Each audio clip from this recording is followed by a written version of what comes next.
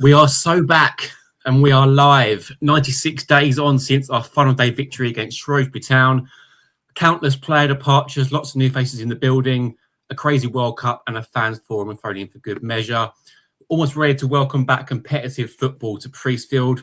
Take on Luton Town on Saturday, home of football, in what we'll see the Carabao Cup take centre stage before the EFL campaign gets underway. Oh, we're going to be previewing that game, looking back at the summer and assessing where we think the squad's going to be ahead of this season. I'm joined by two of the Musketeers. It was going to be three, but unfortunately we had a late withdrawal. So James and Dave have joined tonight. I've spoken to you both during the off season. So welcome back. Ready to go for it? Absolutely. Yeah. Proper football. Absolutely. This World Cup nonsense. This is the best part of the season. Yes, yeah, we can leave that. Leave that firmly behind now, can't we? Exactly. And just before we get started, I'm going to welcome Medway Darts, who are our sponsor ahead of the season. Thank you for them for coming on board. I'm going to use that pun all the time until it gets boring. For anyone that's got an interest in darts in the local area, please follow their Facebook and Instagram accounts. If you see anything you like, it's 10% off your order if you quote ME7. Right, into the football. We're going to be looking at a few things tonight, as I said, but we're going to do a little bit of a pre-season review, which is going to be looking at what's happened in the last couple of months. Not in great detail, because obviously we're now looking ahead to what's going to come. So pre-season review. We're going to be looking mostly at, I know that we've done the retain and release list until we're blue in the face. James, as far as games were concerned in pre-season, it was 6 games that the senior players were involved in, including the behind closed doors games with Brentford and Ipswich. And it was 4 victories. But away from the results, it doesn't seem to be that we've started to see a bit more of a style of play from Gareth Ainsworth that he maybe would have wanted to see. And he's obviously now brought his own players in. How do you sum up pre-season for you from what you've seen thus far? Yeah, I think it's been quietly encouraging, I would say. Unspectacular, which I think we would all have taken, to be honest with you. The last certainly 2 or 3 seasons, we've been filled with optimism and hope and one might say a little bit of misplaced optimism and hope, definitely at this time of the season. So I think as Gills fans, we've perhaps learned from that a bit now, and we're all a bit more tempered. I feel like we're all a bit more grounded. I think just going by the comments on X and just general conversations you have with people, I think everyone feels a bit more grounded, and I think that's been borne out by the performances, which have been, like I say, encouraging, quietly encouraging. I think there's been nothing spectacular, but I think Ainsworth has done careful business. They've brought in some very interesting additions that we were all aware that we had to bring in an awful lot this season. It was always going to be a huge rebuild, and I think, judging from what I've seen so far, quite encouraging rebuild definitely so far. But let's not count those chickens just yet, because it's not the way to go, really, is it? So who is ringing you during podcast hour? No, terrible, isn't it? Let me just get rid of that. We will talk about the squad in itself shortly, and the rebuild that's happened, and not look at all the signings, but I think look at the readiness of the squad.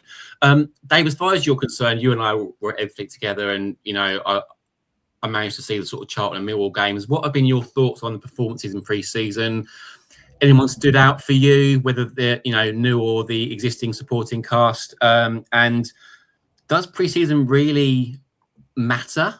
Obviously, it's minutes in legs, and it's getting an idea about where your players might fit ahead of the new season. But when it comes down to it, pre-season isn't a precursor, is it, for how the season's going to go? It's merely just to sort of get the players into the feel of football again. I think there'll be some statisticians out there who'll probably be wrong, but I believe that when we went up under Pulis and when we won the league, I think we had terrible pre-seasons. So it means absolutely nothing. As you say, minutes in the legs, players gelling, and given now we've got this style of play and formation that not just Ainsworth wants for the first team, it's throughout all the age groups from the youth up. 3-4-3 composite of that. It's a chance really just to get used to it and the players to used to it, see who fits where. But for me, pre-season is largely in terms of results irrelevant. It was interesting that we played Dover and immediately we lose 2 or 3 players long term. So from that respect, it's not been perfect by any way, shape or form. But look, we knew there was going to be a massive turnover of players. Was it 16, 17 if you count Nelson today at the door, and was it 12 or 13 in? They just need time to gel. They need time to settle. They need time to sort of understand what's expected and the pattern of play we're going to adopt. I think even Saturday's a glorified pre-season friendly for me because I don't think we're going to win the Carabao Cup. But to me, Ebbsfleet was quite competitive because they were flying in a little bit at times.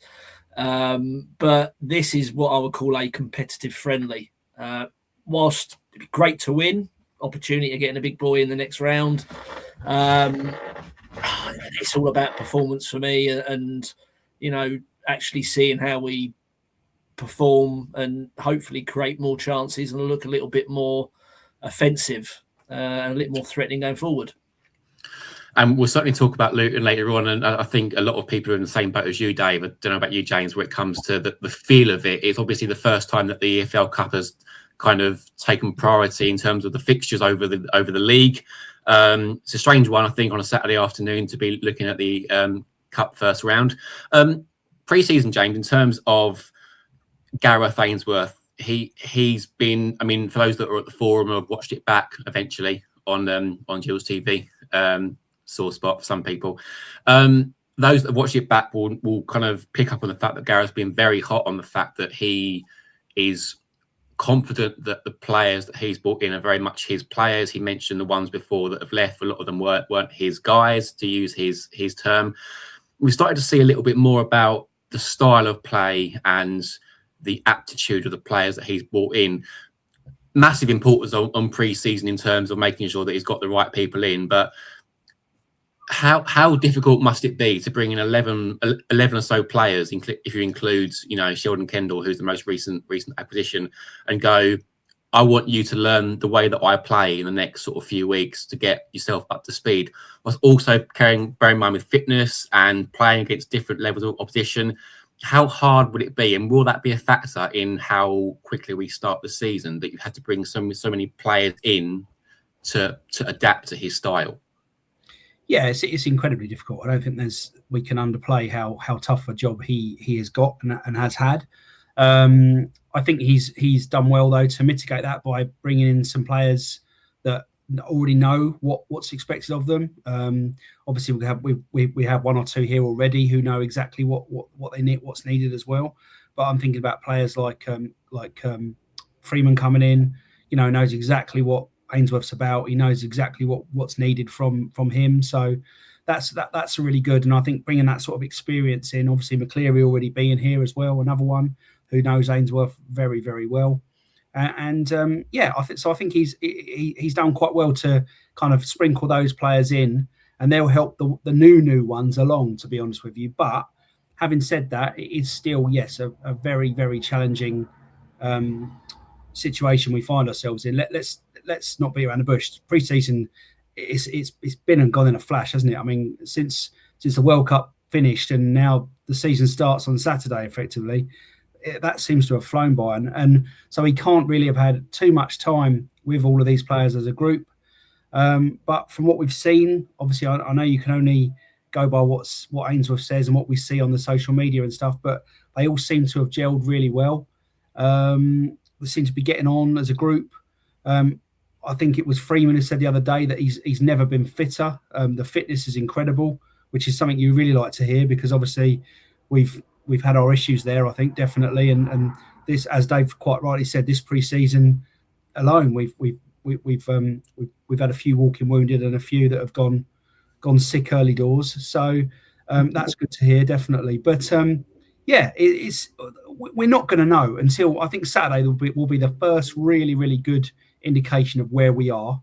You can't really tell much from pre-season friendlies at all. Yes, it's been, as I said, it's been encouraging, but they are just kickabouts effectively, and you really can't tell anything. But I think you're right, Tom. I think Saturday will be a bit more of an opportunity to see where we are, definitely, and I am quite hopeful that that he got the right mix there this time, definitely. I think a good bookmark that, James, and ask you that again in December about your hopefulness. Yeah. Tapping onto that, James, I don't think any of us, any Gills fan, has an idea how we're going to line up in terms of personnel. No. Because we don't know these players well enough. You know, you could probably hazard a guess at maybe half the starting lineup, but centre midfield, is McKenzie going to play? Is Arabas going to play? Is Little going to play? Is Coleman going to play? I mean, the centre backs probably pick themselves. It'd be Smith and Gordon, I'd imagine, but Hale as well. But who's going to play wing back? We just don't know. This is the thing, and for me, I don't think he's probably played 90 minutes with his first team. No, so I'm reading into that he's treating Luton as if like a competitive friendly. Taking two teams on Friday, one at home to Ipswich, one away at Fleet. It's an ideal opportunity to get the whole, play your first team or whatever. But I'm actually quite intrigued Saturday to see who he plays and who plays where. Yeah, and Dave, that's an interesting approach, in terms of, because I was just going to ask about the readiness of the team, and obviously we've come out like a bullet train, haven't we, in previous seasons, and been topped by September and gone, oh, this is going to be our year, and obviously by October we know that wasn't the case. Should Gills fans give a little bit of leeway this season on the basis that we are dealing with a lot of new players, a new identity almost, and therefore we need to give it time? If we're not top of the league or top 7 by October, Gareth's not got his head being asked for. He needs time to embed these players. Does he get a little bit more grace, or is the pressure on because he has come out and said this week, it's all on me, judge me, it's my team, it's my way of doing things? How do you find the balance of those 2 points? Well, I mean, those at the fans forum, I think one of our contributors, Luke, Medway Darts, for all your darting needs. It was a very ME7 heavy panel, wasn't it? ME7, you'll get a discount. Yeah. Luke said, look, to me, the 2-year plan starts first game of the season. Because we've had such a high turnover of players that, but fair play to Ainsworth, he turned around and said, fair play, thank you, Luke. Yeah, I appreciate you being very kind there, but ultimately judge me now. This is it. I think hindsight's a wonderful thing. I think everyone, when they mentioned 2-year plan, would have, looking back now, not mentioned it, not said anything. Yeah. And maybe all he needed to say was judge me when I've got my own team. Well, it wasn't even him that said it, was Brad that said it, wasn't it? Exactly. So arguably, days was probably but to me, I agree with Luke.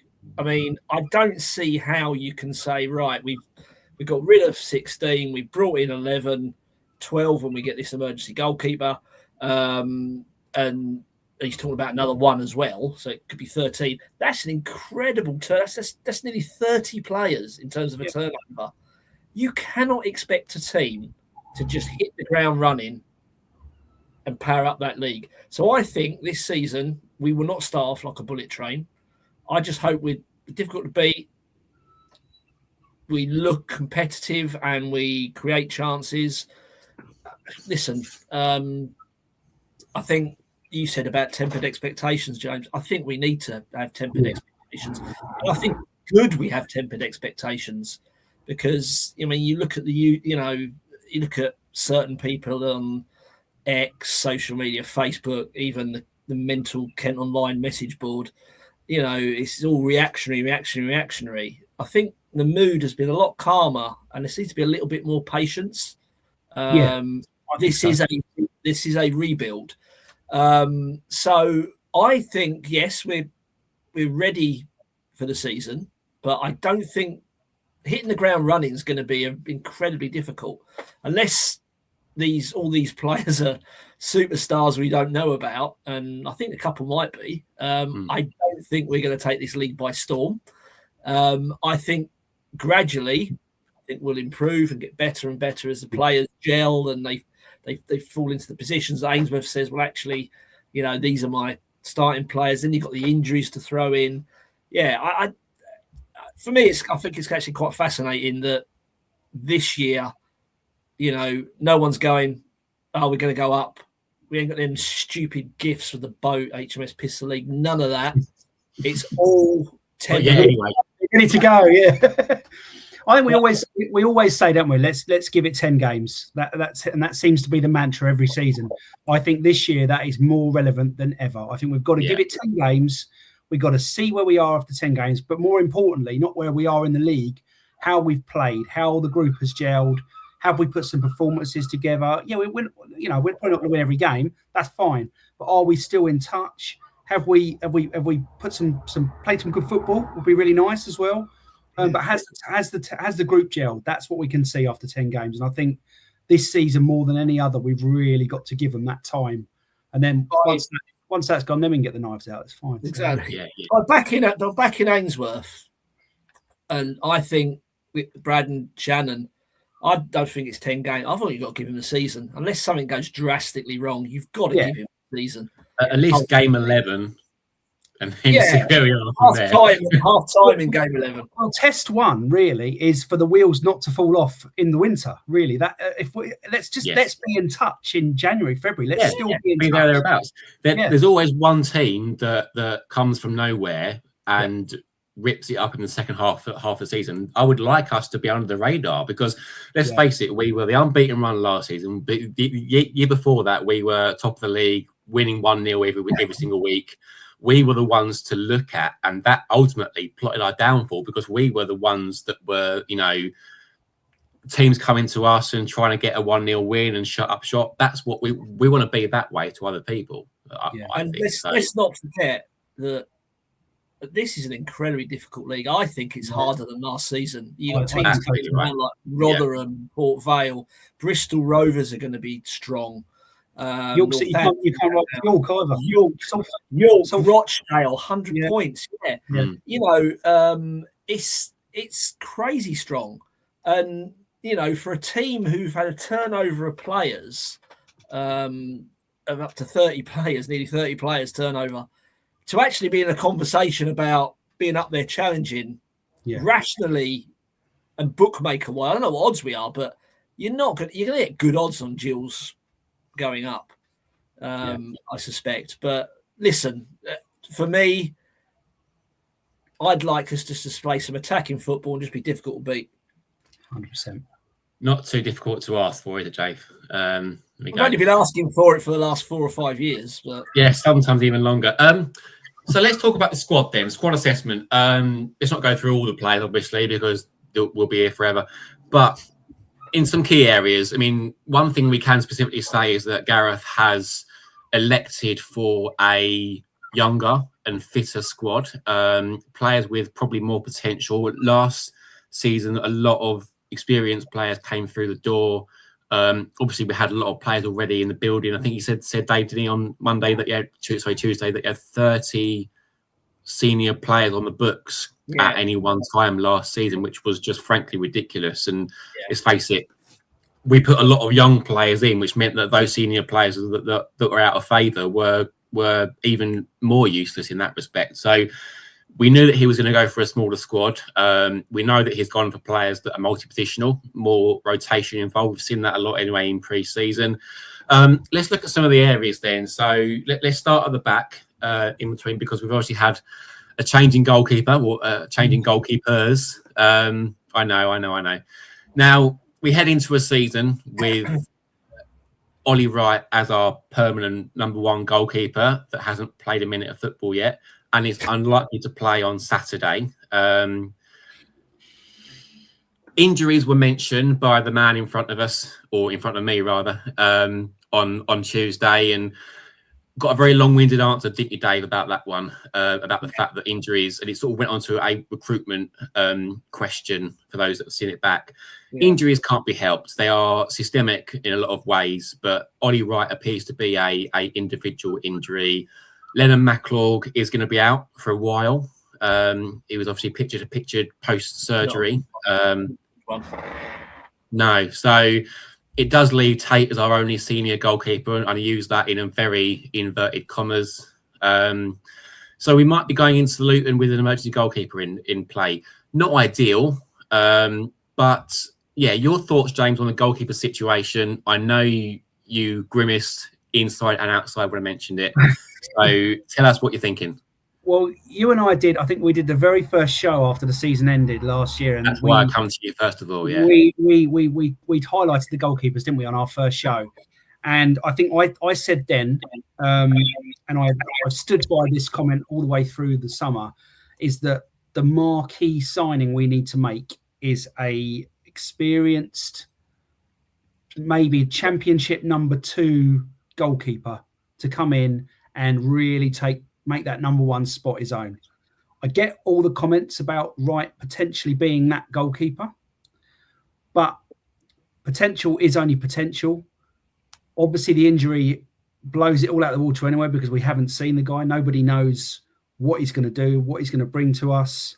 But I cannot help but feel that we have screwed the pooch a bit with the goalkeeping position. I can't believe we're in this position where we're going into we're all. I don't know if you two agree with this, but as things stand at the moment, we are weaker than we were last season with Glenn Morris and Jake Turner, I would say personally. I mean, obviously the injury thing. I mean, Gareth has mentioned that his kind of what his plan was this year was to go with an out-and-out number 1, which he's done. Obviously, that number 1 is injured, but I was quite taken aback when he said about Tate and Lennon both being, obviously Lennon's injured, so that's sort of by the by, but both not being ready to fill in on Saturday. What's the point in having 2 backup goalkeepers, neither of whom are ready? Well, this is my thing. I mean, Tate's played a lot of pre-season. He probably wouldn't have done as much if Ollie was fit.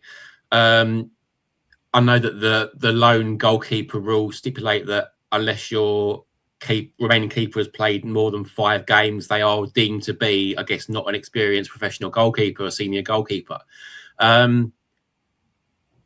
Was it a bit naive to then select 2 backup keepers that haven't played any or very, very, very little EFL football in their careers? Hugely naive. I think, don't get me wrong, hindsight's a wonderful thing. And if I could turn the clock back now, I'd probably be saying to Glenn Morris. But yeah, I tremendously naive, I think. And that's really, really unusual, because I think everywhere else in the squad, which we're going to talk about, everywhere else, I think we've made some really, really shrewd decisions and some great decisions. But I think in that crucial area, I think we've got it wrong. I really do. And I don't really understand why. I don't get it. Don't understand how Dave, over to you. I agree. I think you make excellent points, and I agree with you up to a point. Now, we would not even be having this debate if Wright was not injured, because Wright has showed his potential last season, and he was a standout performer in this league, so much so that Southampton have tied him down on a long-term contract. He's a good player, really good player. Now, if Wright's not injured, we're not having this conversation. Now, Southgate, Ainsworth. Any excuse, eh? I can't imagine Gareth in a waistcoat somehow. No. Sorry. Ainsworth said on the forum, he said, look, I want a number 1, and I think Holtham and Lennon were always going to be backup. And he actually said, basically, if my number 1 gets injured in the game, on comes the number 2 for that game. I go out and get an emergency loan goalkeeper. That was the plan. And I thought, it's a bit naive, isn't it? But then he's saying, I've done it all the time, all the way through his career, cited examples. And I just thought, well, yeah, I mean, think about that for a moment. I mean, Morris, I think sentimentally, I wouldn't have him. Sentimental reasons, I think we want him back. He was slowing down. I get it. He was. Now, he got injured, and I think age caught up with him. Turner, you can argue if he's good enough or not good enough. You know, he's probably number 2, absolutely. But you've got one goalkeeper sat there doing absolutely jack nothing. You have a younger goalkeeper on the bench. Benefits, and I get you're saying the inexperience is the main issue. 2 things. 1, he's in and around the squad all the time. He's developing. Okay, Tate's not going out on loan, so he's going to play. Tate's probably going to be our backup goalkeeper, so he's going to be involved all the time. He's going to play in the EFL games. Blah blah blah blah blah. We do that, right? We can put money elsewhere in the squad because people are crying out, we need a goal scorer. They don't come cheap. We need strengthening here, here, and here. And I think at our level, people maybe have to think it's all about priorities. You know, we can't have 2 wonderful goalkeepers. You're very lucky at this level to get that. So I understand what he's saying.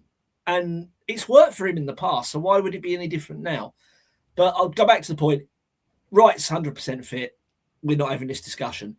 And from what we can gather, the likelihood is he's available for Luton. He may not play, but the likelihood is he'll be available for Luton. So this emergency keeper, not Luton, Walsall. So the emergency keeper could come in for the cup game, the first game of the season, and then Wright's back up 100%, and then everyone's happy again. But if he's that close, then I don't really understand why we need to bring an emergency keeper for Saturday. Let's just play one of the boys for Saturday. He may well do that.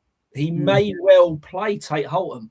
You can see where he is then, because I mean, the last time I saw Tate, he looked like incredibly nervous. So we can see where he is now if he plays in a game that doesn't matter effectively. I mean, he's 19 years old. He's got a lot to learn. I know he had that little run of games when Morris and Turner were out, but you're absolutely right. I thought he didn't command his box as well. But he's 19. He needs to go and play some men's football. He needs more experience. And I think, you know, if you look, you had Morris around him and you had Turner, 2 fairly experienced goalkeepers, and he was 18, 19 years old. And he's not going to get the exposure ahead of them only because of injury. So that's telling you he wasn't ready with Turner, who nobody actually thought Turner was a number 1. He wasn't challenging Turner to be number 2. So, you know, Tate, look, at this moment, I don't think he's ready. And Ainsworth said he didn't think he was ready. There was that guy who just wouldn't accept his answer and kept going, you're going to play him. You're going to play him. No, I'm not. I'm going to get emergency goalie. But you have to. No, I don't. You're not listening to what I'm saying. Yeah. Yeah, and Gareth clearly knows the rules. He has thought about it before. He's done it before. He knows the system. First of all, sorry, apologies. I know that we've had some issues with sound on YouTube. Hopefully, they're all now back up and running. Apologies for those that could see us but not hear us. Goalkeeper-wise, do you feel that potentially there is? I know that we're just saying the one. Hopefully, we only need the one instance where we bring in a lone goalkeeper for one game. If Wright does have a lot of niggling injuries, is there a potential that we have to keep on using that lone goalkeeper rule and it does unsettle the defence somewhat by bringing somebody in for 1 game, 2 games and that sort of stuff? Or am I just getting a little bit sort of carried away with that? I think if Wright doesn't shrug this off quickly, whatever it is he's got, I think we need to bring in a lone goalkeeper for the season. Basically, that's a different argument. Yeah, I think. Yeah. And you're absolutely right. If Wright has this and it's a niggly recurring injury, you're absolutely right. We need to get another goalkeeper in, senior goalkeeper in. But Ainsworth is clearly confident, and the body language and the messaging, certainly at the fans forum and in the press, is that Wright is really close. And ultimately, you know, particularly in this weather, you know, you ain't going to risk him at Ebbsfleet on a really dry pitch. So you got to trust the manager. You got to trust the medical people. I can't believe I'm saying that. The medical. Okay, let's move on, guys, to just in front of the goalkeeper, we've got the defensive situation. Obviously, things have changed in the past week or so with Sam Gow unfortunately leaving us, and really hoping that he goes on and has a really good career at Barnsley and beyond. But it does mean that our back three, which appears to be the way that Gareth Ainsworth likes to play, is somewhat limited. And he has spoken to people about potentially looking in that market as well for a centre-half. Gordon, very much a player that we're looking forward to seeing, and who I believe will take the captaincy in the next couple of sort of few days. Beckles has played more in the summer than I thought he would do in terms of playing sort of 4 games. And Andy Smith, what sort of profile do we need for a centre half if they're going to be coming in to slot into that 3-man defence? What are you looking for? Experience? Are you looking for a bit of youth in the Sam Gale mould? Who do you think would be the player to kind of replace Sam Gale? James, first of all. I think we need legs, definitely. Most people do. Well, yeah, true, yeah. Two probably. The biggest hole that Sam Gale leaves, I think, for me, is pace at the back there, which we weren't blessed with huge amounts of anyway. And I think now that he's gone, that could really be an issue. Don't get me wrong, the other lads in there are really solid. I'm very happy with the players we've got. But if you look at Smith, Beckles, and Gordon, none of them are blessed with blistering pace. And Sam Gale, if he made a mistake, he could genuinely get himself out of it with his pace. And I think that is really what we need. I think so. Kind of like a Shad without the mistakes, I think is what we would be. So basically, nobody that's currently available, then, James. Basically, no. That PFA list is growing bigger and bigger with free agents, and they're still out of contract now. Yeah. Dave, in terms of slightly ahead of that, the fullback / wing back positions, we brought in two young wing backs with pedigree in Tabarez and Connor McManus. Obviously, not really seen either of them yet because Tabarez went off after 18 minutes against Ebbsfleet. Gareth talked about kind of the need for high energy players, faster, younger, fitter players. But alongside that, there's also been a little bit of a versatility issue with playing players like Brophy and Freeman and co at the wing backs. Do you feel as though we've got enough players to fill those positions? Because essentially we're going to be playing that formation unless there's an issue. So what's your thought on the wing back situation currently? I think that he will play Harris and McManus as wing backs on Saturday. Going back to your point about pace at the back, I don't think Smith, Gordon and Beckles will play too often as a 3. I think Tabarez will play as a left-sided centre-half. Maybe. And I think Beckles will go in and replace a Gordon or a Smith, or maybe even a Freeman will play there. So I think he's banking on Tabarez, who's quick and physical, to cover that pace issue. I think that's really what he's looking at. But, I mean, he's played Kadeem Harris as a wing-back all the way through pre-season. I just think Connor will be on the other side. I think that's where our width will be starting Saturday. I think Brophy can play there. Can bring Tabarez out if he brings another centre-half in. But you feel a lot more confident having those names in there than you do as Aaron Rowe, for example, or even Gareth McCleary. McKenzie as well can do a job there. Yeah, Robbie McKenzie can play centre half.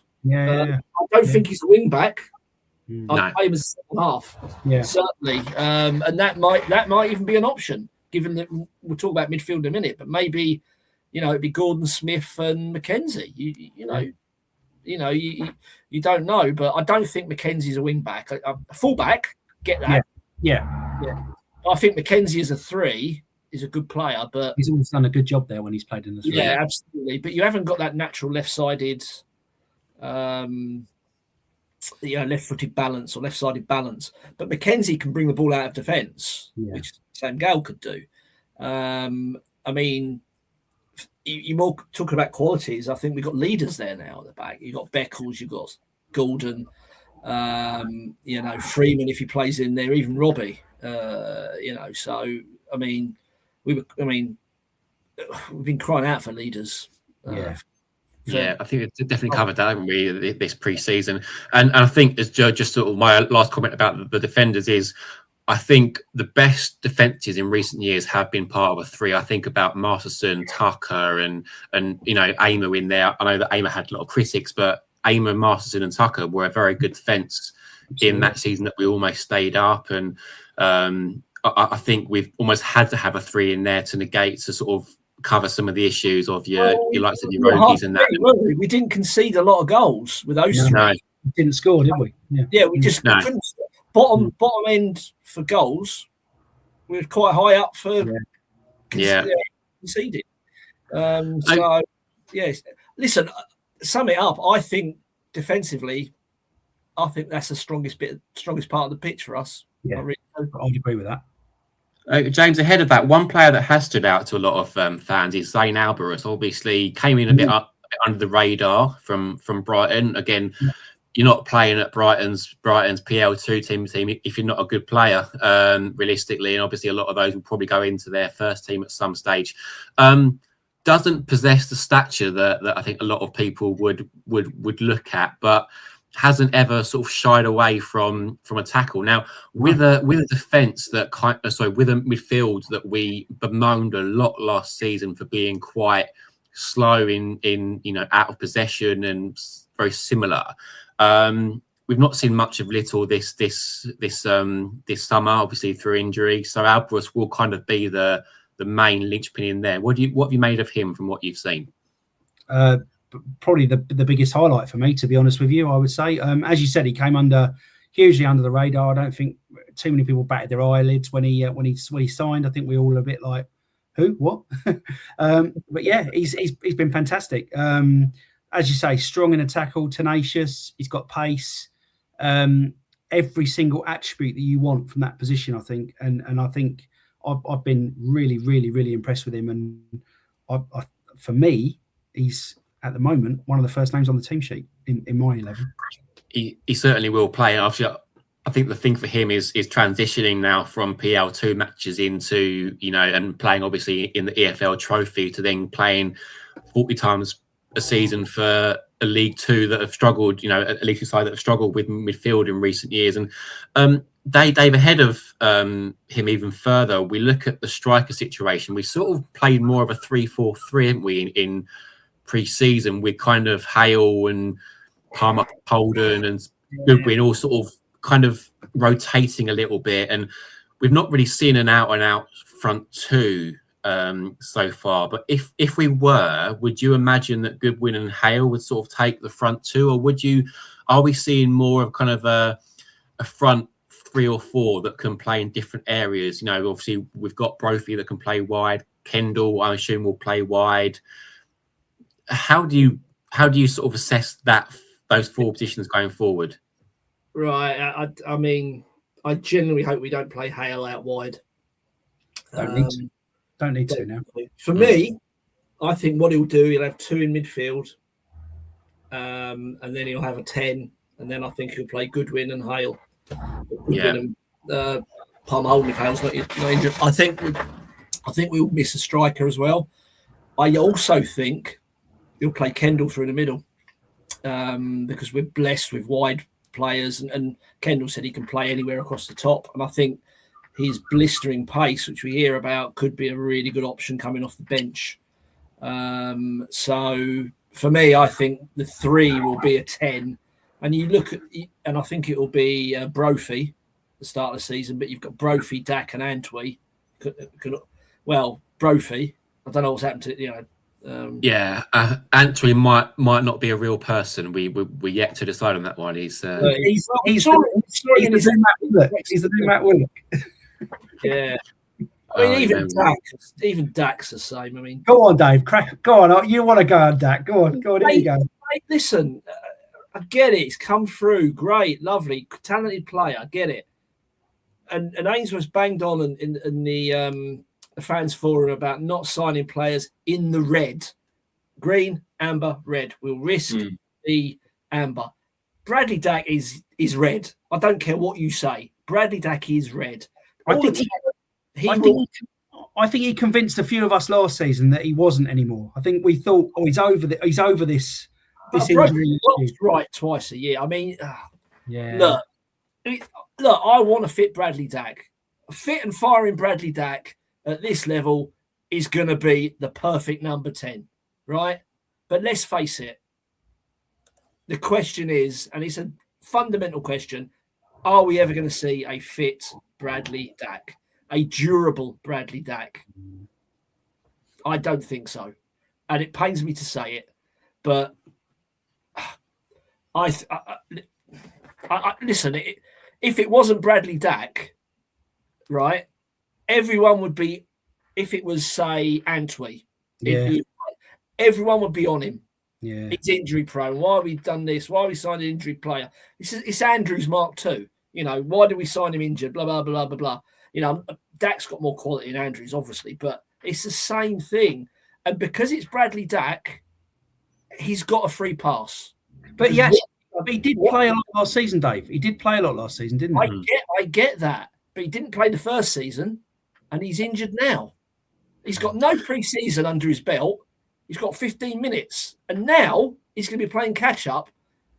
And at his age, when's he going to get match fit? When's he actually going to be able to hit the ground running? Christmas? Yeah, I think that is the worry, isn't it? Obviously, we were very much cautious with him in the first season since he came back to the club. And obviously now it's a similar kind of situation where we need to manage him effectively. And we've gone from a week where people are upset because Gale's gone and people saying sentimentality. Bradley Dack, it's sentimentality, I'm afraid. I'm sorry. A lot of fans are sentimental about Bradley Dack, right? Talent, not a question. He could rip this league up, but he is not fit. I'm sorry. And remains to be seen when he will be fit and to what level. I'd love on the sentimental. Sorry? I'd love to be proved wrong. Oh yes, we would love to prove you wrong too, Dave, for the good of the club. Finally, on the sentimental thing, we've seen a lot of youth being played in the pre-season games, which obviously we're all very happy with. We've always talked about kind of the pathway between the youth academy and the first team and how hard it is to get players in, especially when we had so many players last season that weren't up to scratch. But we did see some come through, Waldocks and Dobbs and Booth, for example. Gareth hasn't been afraid to mix those kids in this pre-season. Who has stood out for you, and do you feel as though there's a genuine now? You know, Richard Dobson talked really well on Tuesday about the number of games that these guys are going to play together, not putting out on loan, putting them in the sort of Premier League Cup and things like that. Actually, how are those players going to fare now with that in mind, knowing that they're going to get a good maybe sort of 6, 7, even 10 games before Christmas? Your thoughts, James, on those group of players in general and who could find a more permanent place in the squad? Well, I think I read something down on X. I think it was Tony Woodrow said that our average age last season in the squad was 27, and it's 24 this season now with this new squad of players. So that's a really, really good indication of the direction we've gone in, which is excellent. You're quite right. I don't think I think, to be fair to Ainsworth, he hasn't been shy in sprinkling them in all through his tenure here. To be honest with you, he's done that quite well. But I think now we're probably seeing a bit more of a reliance on them, and it's almost becoming that point where he's saying, right, I know what you can do. Go and show me what you can do, and go and show the fans. And I think this is the season that someone like Harry Waldock can really, really kick on for me. I think I'm a huge fan. I went to school with his dad, so I've got a real vested interest that he does well. But I think he really will kick on this year. And I think, but they're a great bunch. Oh. You know, you look at Besan, real good options we've got. Louis Diao as well, another great player coming through, and we're very, very lucky because we obviously don't have a B team. We're not playing a B league anymore. to have brought these players through and see that pathway to the first team and have it proved where players like Bode have come through and gone on for money. Sam Gale now has come through, gone on for money. Jack Tucker going back a bit further. There is a quite a clear indication that Gills are doing something really, really right at that level. And I don't know who to credit that with, whether it's Joe Dunn or Patterson down the years. Maybe even earlier. It's a really, really encouraging what's happened there. And I think that's almost one of the unsung things that this Gills setup has done. We haven't got a huge amount right over the last few seasons, but I really do think that pipeline, if you like, has been really, really good. And I think we've done well to keep that going. And I think that the future is actually quite bright, to be honest with you. Yeah, definitely. And Dave, on that sort of same subject, League Two is not an attractive league. It's not a pretty league to play in a lot of the time. And a lot of younger players now are being brought up to play a certain way. They're probably not the most physical, but they're good on the ball. They're quick. They're intelligent. How do we get the right sort of players? Because to me, there's a fine line between bringing somebody in who just gets overruled by the occasion, or someone that comes in and goes, you know what, I'm going to completely just take the ball by the horns and I'm going to put myself about a little bit, much like Sam did. I thought Michael Luxton was brilliant against Millwall when they came on. So do you have to be cautious about how many players you bring in, or do you scatter them, as James said, sort of every now and then and see how they get on? Or do you go, you know what, I'm going to not be afraid to put players on the bench or to give them a start if I've got an injury in that spot? Because with the squad that we've got now that is quite multi-positional and quite versatile, there's obviously a need there to you can fill injuries with players that are senior players playing somewhat out of position. Would you bring in a younger player instead, or would you be more looking to those players to fill those gaps first of all before you bring in a younger player? I think that Ainsworth answered this at the forum. This is why we're having this Premier League Under-21 Cup, so that these youngsters stay with the first team. They gel, they train with them, they get it. And, if there is an injury crisis like last time, then, we've got coverage. Now, I thought you spoke really well, James. You're absolutely right. We're doing something right. You look, Waldock, Sonny Booth, Theodore, Besson, Louis Dial, Luxton, the young lad Rafe. What was his name? Rafe Jones. James, context. I looked him up because he played at Ebbsfleet, and I thought he was fantastic. I looked him up. He was the Under-14s Player of the Year 3 years ago. Yeah. No way, really. So, and he looked like in a long throw, and I was like, okay, this is going to be it actually was. It went further than the penalties. It went further than the 18-yard box. Yeah. Wow. So, but then Dobbs as well. Yeah. Well, all these players are only going to improve around the first team squad, around your experienced pros, and around being coached by Ainsworth, an experienced manager. They're only going to get better. Now, I thought it was an excellent point you made about Waldock. He was thrown in and he was proved to be ready. Yeah. The other one for me, who I think is ready to go into the first team squad, maybe not a starter, but he's ready, is Logan Dobbs. I think he's a fantastic prospect. Looks a really good footballer, and I think he'll be the next one off the production line. But I've been supporting the club 40 years. I cannot remember such a big crop of young players coming through. Yeah. What's his Sonny Booth when he played? He looked really good. He looked fearless. He looked absolutely fearless. That's exactly what it is. And I don't know what's been bred into them, but they've actually said to them, and I think maybe you look at the players who've gone, and Ainsworth alluded to some of these players couldn't be, the body language was terrible, looked like they couldn't be asked. And it's like, do you know what? I'm going to give you a chance ahead of Johnny Williams. I'm going to give you a chance ahead of Aaron Rowe.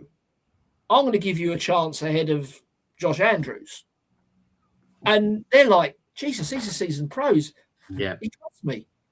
What a confidence boost that is. Yeah. So in terms of mentality, I think we've got that mentality. I'd like, Jane, just one question. You spoke about Waldock. You think that he will push in this year? Yeah, I think so.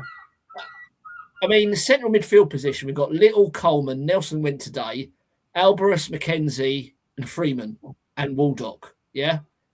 That's 1, 2, 3, 4, 5, 6 central midfielders. Do you think he can get in there ahead of those players I've mentioned? Because I do. Yeah, I do. I really do. I think when you look at the performances he put in last season in a, well, I wouldn't call us struggling, but we weren't doing well, were we? And the pressure that he came into, the pressure situation he came into, no one really gave him a hope in hell, I don't think, in that middle. It was kind of, he was thrown in there. No one expected him to. We hoped he would. We all hoped he would do well. No one expected him to do a job, but he made that position his own for a good few games. I think he did. He did fade a little bit towards the end of the season, maybe. And I think fitness, fitness, and once Little came back in, he maybe lost out a little bit. But I do think what he showed us last season, if he has, and I think he has, kicked on again, I absolutely think he can walk into that midfield. I really, really do. And that then means that it doesn't look promising for someone like a Little or a Coleman, does it? No. Well, Coleman, especially with his injury issues, he was out for a lot of last season, a lot of pre-season so far. At what point does Gareth go, you know what, I've got a young player chomping at the bit now to get involved. I'm going to throw him in permanently. By the way, if you ever want any... James, I agree with you. Yeah. If you ever want to see any proof that James lives by the coast, you might be hearing it with the goals in the background. Bloody thing. Watch out for your chips. We'll say it so much. Fellas, we'll do a bit of now looking at Luton because we play Luton Town, the Carabao Cup on Saturday. I still can't get used to the fact that it's going to be a Carabao Cup game, not on a Tuesday night in front of 1,000 people. Nevertheless, Luton themselves, obviously, Premier League a little while ago, now very much League One, and probably would have aspirations of going up this year. But again, they've got to take one game at a time as far as looking at the Carabao Cup first of all is concerned. James, are we going to go strong for this one, or do you reckon it's going to be dealt with? I can't see Gareth going weaker. Obviously, he's still got to work out what his favoured 11 is. But how strong do you think Gareth's going to go for this Saturday? I think before I answer your question, I think the first thing I'd like to say is whoever's made this decision to start the season off with this, well done. I think it's a really, really good idea. I think that the way we used to do it, that league game on the Saturday and then that cup game on the Tuesday, was horrible. I think everyone's really excited to get started, and this gives everyone a little. I think you said it brilliantly, Dave. It's a competitive friendly, and that's a really nice way to ease ourselves into the season. I'm really happy with whoever made that decision. So well done, whoever that was. But yeah, to answer your question, I genuinely think he'll go strong. I really do think he'll go on and try and win the game. I think he realises it's quite important to get off to a good start, especially in front of our own fans. It might be a bit different if we're away from home, but we're at home. I think there'll be a decent crowd. There probably wouldn't have been if it had been on the Tuesday, but I think there will be a decent crowd on Saturday. I know that yesterday there weren't that many tickets that have been sold, but I really do think those that are sitting on the fence come Saturday morning, they might think, shopping with the missus, or shall I go to the Gills this afternoon? They'll watch this and they'll all just rush out and buy tickets. Absolutely. Yeah. No, influencers, aren't we? Influencers. I know that Luton have sold out their quota as well, so that will be good. Really? Yeah, that's fantastic. Yeah. So I do think it'll be a decent crowd, and I do think he will go for it. I think we will see something like Ainsworth's preferred first 11, as close as he can get to it on Saturday. I really do.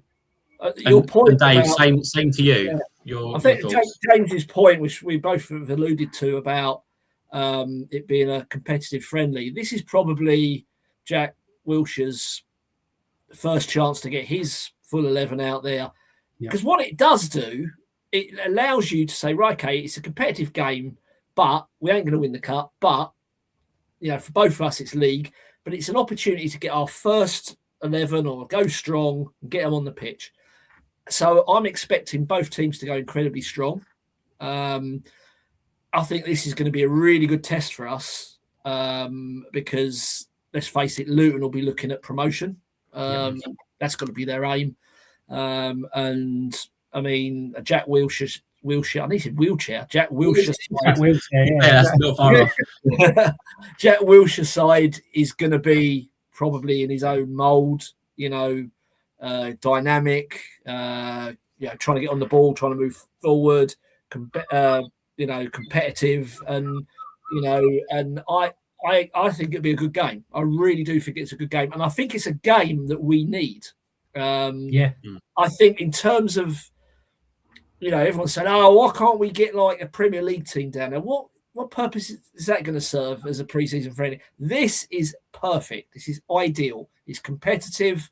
It's above a level above where we are. It's where we want to be. We're testing ourselves against somebody who's going to be in the mix, arguably next season for promotion to the Championship. Let's see where we are. So it's a good test for us. And for those kids who are going to play or be involved, it's an opportunity for them to test themselves against some really, really quality players. And we're going to have at least probably, 6, 7 players making their debut, maybe. They'll want to put on a show for the crowd. They're going to want to start strongly. And most importantly, you saw Ainsworth at the fans forums. Judge me now.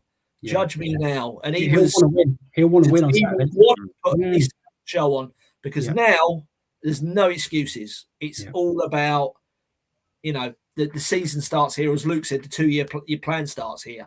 And personally, I'm really looking forward to the game. I was probably one of the first people to buy a ticket. James, do you expect Liam Gordon to lead the team out on Saturday? I hope so. I think he is the logical choice. I suppose the only sticking point, if you like, is there any issue with Little losing the captaincy behind the scenes? Obviously, I don't think so. I don't think Gareth will worry about that. No, I don't think he will. But I don't think Little will either. To give him his credit, I think he's probably big enough, ugly enough, and professional enough to be able to recognise that perhaps it's time to pass on that mantle. And I think absolutely, Gordon is the ready-made replacement. He is, he's tailor-made, isn't he, for it? I can't see any other player that I would rather take the armband than him, to be honest with you. And you know what? It may be the making of Little as well. It might be the making of Little. If you can take the captaincy off him, it might be the making of him.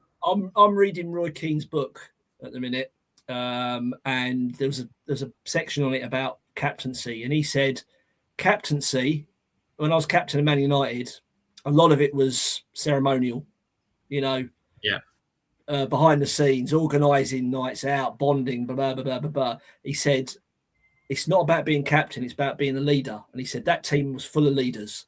So on the pitch. So effectively, you take it's a piece of, it's just an armband. He said, if you're a leader, you're a leader. It doesn't matter if you've got captain written on there. Yeah. So we've now got Gordon, Little, McKenzie, Freeman, Hale, all these players who are leaders or appear to be leaders. And, you can call them captains or whatever you want. But to me, it's less about being captain. It's more about being a leader. Beckles, to me, I think it's more of a ceremonial thing. You go out, you do the toss, shake hands, lead the mascot out, and things like that. Maybe do the press conference. It's a ceremonial thing. And I read it, that's what Keane was saying. And to me, I agree with him. He made some really good points. I mean, he was saying, look, we had me, so it's Keane, Scholes, Giggs, Steve Bruce going back. He said Pearce when he was at Forest. And he said, ultimately, we're all leaders, but not all the time we won the armband. Ronaldo, Rooney, Cantona. He said we're all in the same team, but we didn't all wear the armband, but we were all leaders. And to me, that's what we've been lacking. Players, not a captain, but players that can lead. And do you know what? I wouldn't a lot of people lumped on Little for, his captaincy. I mean, he never hid though, did he? He never hid. Exactly. He never hid. You can criticise him for his performance, but you can't criticise him for not being a leader and hiding. And that, to me, is a quality of a leader. And fair play to him. But yeah, Gordon, I think, will wear the armband. It's just up to me. It's particularly with Little being out injured. So yeah. Definitely. I mean, it's the injury to Little is one thing, but I just think even if he was fit, I don't think Gareth would shy away, would he, from making that sort of change. If Roy Keane's book sales go up after that, bloody good book, I have to say. It's just his job, really. And lastly, let's have a look. Let's round it off with score predictions. James, it's an unknown. It's a competitive friendly, but we're still going to do it anyway. Score predictions, scorers. 1-1. 1-1. Hale to score. Gills win on penalties. I was going to say, because it'll be strange to have a penalty shootout in the middle of the day, essentially. Yeah, it will. Yeah. It will. So 1-1 penalties. Dave, I think we'll lose. I think we'll lose 2-1 in an entertaining game. I'll take that. Take it. Yeah. I think that's the thing Gills fans have got to, not got to, but will understand. If we don't finish where we want to this season, in terms of we don't finish top 7, we don't go up, but we've enjoyed watching what we're watching. We've felt a stronger sense of harmony within the team, a stronger sense of ownership within the team. The squad are more together. The fans are enjoying what they're seeing. I'll take that. I'll take, not feeling like... You're the gaffer, Tom, but I'll ask all of us, where do you think we'll finish? What do you think constitutes success? And what do you think constitutes failure over this season? Oh, that's a bookmark, this one. I would, in terms of position, top half is a success for me. Absolutely. Obviously, it depends on how you get there. If you are 7th place with 3 games to go and then you cock it up, that's, in a sense, that is a failure of the season because you were in touching distance of top 7. But for me, it's better football. It's a better squad. It's maybe bringing some young players through. It's enjoying more victories because, let's face it, if you come in 11th or 12th place even, you will still win more games. And just enjoying it a bit more and not getting trounced at home and going to go down away from home and being rolled over. Like that's not what we're used to as Gills. We shouldn't be anyway. What we're used to as Gills. What about failure? Failure, 13th. No. Failure is not getting any better. Okay, and where do you think we'll finish? 10th place. Love it, James. I pretty much parrot what Tom just said. I think we'll finish 10th, and if we can play some nice football, we can score some goals, we can flirt with the playoffs. Be kind of in touch all season. If we can be in touch all season, if we win the next 2, we're in touch. We're moving to 7th. If we can get there, I'll take that right now. I think that will be progression, and I think that will be improvement. Failure for me is another bottom half finish, and more than that, those horrible performances where we didn't look like we knew each other. No one was playing for the shirt. Just a rerun of anything like a rerun of last season is a failure for me. It's just a steady improvement from last season. A top half finish, 10th, 11th maybe. I'll be all right with that. And then that's year 1, and then year 2 we can kick on. Yeah, and Dave, where's your head at since you asked the question? Well, clearly you've been reading my notes. Success for me would be anywhere above 12th and above. Better style of play, more attractive to watch. Actually getting our backsides off the seats. Actually getting behind some players, generate some excitement, and some of the young lads coming through. Failure, I think, possibly 14th downwards. And the injuries continue to mount. And the frustration around that. We have to solve that. If that's solved and we've got more durable players, I'll be happy and we finish in the top half. Where do I think we'll finish? I think we'll finish 10th to 12th, but do I think we'll finish in the playoffs? No, but to me, if we get in the playoffs and lose, even in the semi-final, I think that'll be an amazing season. Yeah, definitely. And if we actually get promoted, then Gareth should be knighted. And statue in the fans forum. Well, no, but then if we win it, he should get a statue. That's cut off some of his hair and put it in the museum. A lock of his hair. He loses all his strength if you cut his hair. Well, yeah. I mean, he's still pretty ripped anyway. By the looks of it, he's been working hard sort of recently to get himself up there. He's not all that. An Adonis of a man. He's not all that. We've got the most beautiful manager in League Two. We do. All right, Dave. Let's wrap it up there before it turns into a Chip and Dale show. 254 people watching. Appreciate you all watching throughout the last over an hour and 7 minutes. It's been fantastic to have to sort of be back doing some live stuff for you. Back on Sunday to do a Luton review show, and then on Thursday on X to preview our first league game at home to Walsall. As and when we will be doing some more video stuff like this so that we can hear the birds behind James's door and see more of Dave's chest. Hopefully not. Until then, have a great rest of your week. We'll see you soon. And until then, up the Gills.